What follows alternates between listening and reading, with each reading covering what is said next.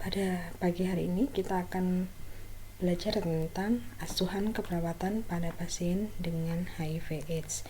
Dan di sini kita akan melihat sebelum kita masuk kepada HIV/AIDS-nya, kita terlebih dahulu belajar tentang sistem imun, bahwa HIV/AIDS itu hubungannya dengan defisiensi imun. Apa sih menjadi defisiensi imunitas itu? Defisiensi imunitas itu merupakan penurunan atau gagalnya fungsi dari satu atau lebih komponen sistem imun. Nah, penyakit defisiensi imun ini adalah penyakit sekumpulan penyakit karena ketidakmampuan sistem imun kita untuk yang dapat menyebabkan kita rentan terkena infeksi, karena imun kita tidak dapat bekerja dengan maksimal.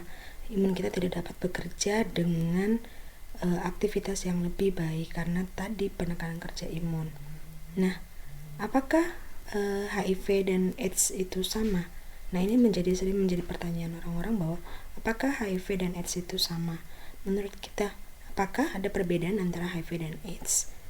Ya, kalau kita bahas satu-satu.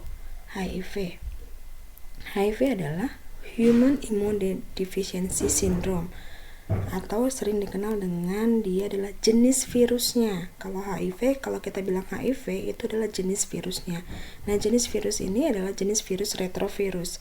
Dia bisa membawa materi genetiknya dengan RNA. Kita harus ingat lagi bahwa materi genetik pada manusia adalah DNA, sedangkan pada virus itu adalah RNA. Nah, HIV sendiri menggunakan sel T pada manusia untuk bisa bereplikasi. Jadi dia harus bertemu dengan sel T, baru dia bisa bereplikasi.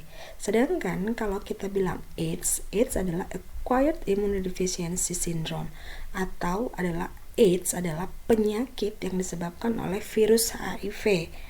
Nah, penyakit ini menyebabkan penurunan kemampuan tubuh dalam melawan infeksi.